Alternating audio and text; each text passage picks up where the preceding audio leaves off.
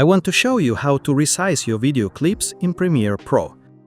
So I've already added my video clip to my timeline, and as you can see, we have a black border around it because I set to 4K. To increase the size of video, go to Effect Controls and click on Motion. Click and drag the edges. You can match the video to the size of your frame. In case if you want to do it in automatic way, you can also just right-click your video and select Set to Frame Size.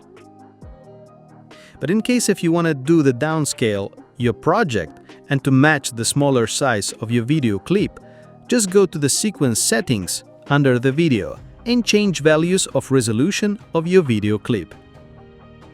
Enjoy the video, help to grow this channel, put your like and subscribe.